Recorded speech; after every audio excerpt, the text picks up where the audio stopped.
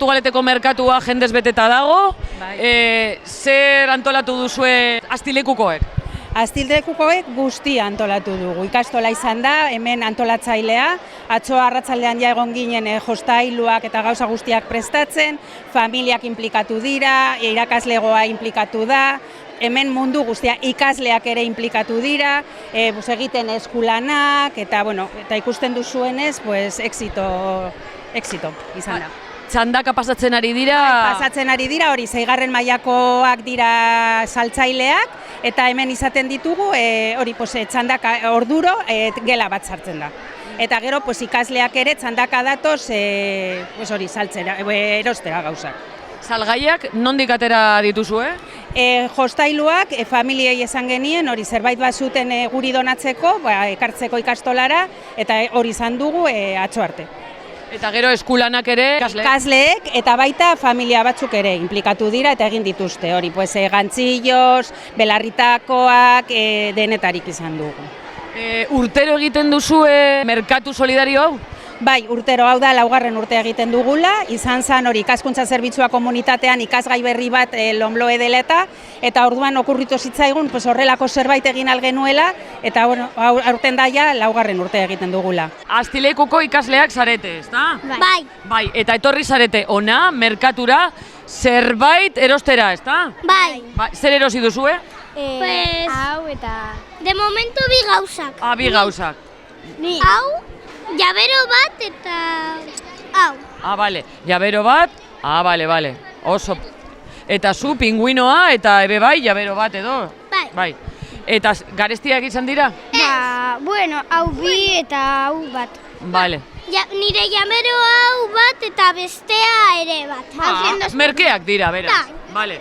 Eta badakizue nori emango dioten bildutako dirua? Bai, bi umei. Izei eta zeian. Bale, eta zergaitik behar dute dirua? Zer daukate enfermetate bat. Bai. Gaizotasun arraroa bat edo? Bai. Aita eta maiz daukate hainbeste diru medi. Bale, eta igual tratamenturako edo behar dute dirua, diru gehiago, ezta? Bai. Zer saltzen duzu zuek? Jaberoak eta buzerak egiteko, puzleak, zuaitzan. Bai, gabonetako zuaitzan jartzeko hau, ezta? Apaingarriak dira. Bai. Eta nondik atera dituzue gauza hau? Egin dituzte klasean. Egin duzue klasean? Bai. Zuek saltzaileak zarete gaur? Bai. Eta zer saltzen duzue? Jolasak, puzleak, Jostailuak batez ere? Bai. Eta nondik atera dituzue jostailu hauek? Hauek gure ikastolako pertsonak ez dutenak nahi eta ekarri dituzte ona hemen saltzeko eta diru emateko izei eta zeian. Ze dira bi ume, daukate diskapazidade batzuk. Nola doa salmenta? Ondo. Ondo bai? Jendeak erosten du? Bai. Bale, eta nondik atera duzue hau guztia? Jendea eman du. Bale, saltzeko gero. Bai. Badakizue nori emango diozuen dirua gero? Izei eta zeian. Izei eta zeian, bi ume dira? Bai. Nola doa salmenta? Ondo. Kutxa horretan daukazue diru guztia? Tiketak eta... Tiketak.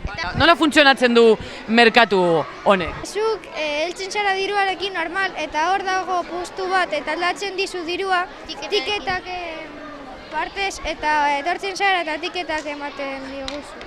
Bale, ibilaldian bezala, ezta? Bai. Jendeak ongi erosten ari da, ezta? Bai. Asko. Pozik zaudete? Bai. Idaz makina bat eta guzti saltzen duzue? Bai, dena. Baina nondik atera duzue, hau? Hau donatu digute. Bai. Eta zenbatekoa da? Nahi duzuena, el prezio que... Bai. Gaurko giroa, ze? Bai, da giro ona da. Gaude hemen pixkat kantxatutak baina ondo. Pozik, klasean ez zaudetelako. Bai, hori da. Hori da? Hobeto hemen klasean baino? Bai. Eta nola doa salmenta? Bai, ondo. Guk gaude laguntzen zeian eta izei deturiko ume batzuk daukatela enfermedad arraro bat eta merkatu honekin pixka bat bere tratamenduak ondo egoteko. Vale, ondo ez dakit, ordaintzeko. Bai. Vale, me han dicho también los chiquis que tienen alguna enfermedad rara. Sí, tienen una enfermedad ultra rara, son el único caso en el mundo. ¿Qué enfermedad es esa? Es una mutación en el gen SD2, no tiene nombre todavía. Están investigando la investigación. Vale. ¿Y qué consecuencias tiene para ellos? Dependencia total, pues todo, no pueden hablar, no pueden andar, a nivel cognitivo, motor, afectan todas las áreas del desarrollo. ¿Son hermanos? Sí. Ya. Sí. Es una tarea dura que tenéis por delante. Estos chavales de Astileku están dispuestos a ayudar en todo lo que puedan. Me dicen incluso que lo mejor sería que se curasen. Espero dugu sendatzea honekin, merkatu honekin. Eso es, para nosotros sería lo primordial, pero por desgracia venimos de Barcelona, que ayer estuvimos, porque les atienden allí en la unidad de enfermedades raras y claramente no hay cura para este tipo de enfermedades. Pero bueno, este apoyo para nosotros ya es mucho, o sea, muchísimo. Claro, ellos también lo que me dicen es que es para el tratamiento, no sé si para ayudaros. ¿Para qué puede servir el dinero que están recaudando hoy en este mercadillo? Pues mira, sobre todo para el tema de tratamientos, para su rehabilitación, porque ellos necesitan de un equipo multidisciplinar, logopeda, fisioterapeuta, que les ayude a seguir avanzando, porque sin ayuda no pueden. Entonces, para todo el tema de rehabilitación es que es fundamental, porque claro, encima al ser dos en la misma familia se nos hace un coste económico inasumible y ese es el problema. Ya. ¿Qué años tienen? Pues él ha cumplido 5 la semana pasada en la UCI, que ha salido de la UCI. Ya. Y él tiene 2 y medio. Ya, contento se le ve un rato a él, ¿eh? Sí. Es muy majo. Sí, Está todo el rato sonriéndonos. La verdad que es maravilloso, tiene un carácter buenísimo. Y bueno, si no llega a ser pues por la enfermedad, pues es que él es encantador. ¿Qué voy a decir yo? Ya.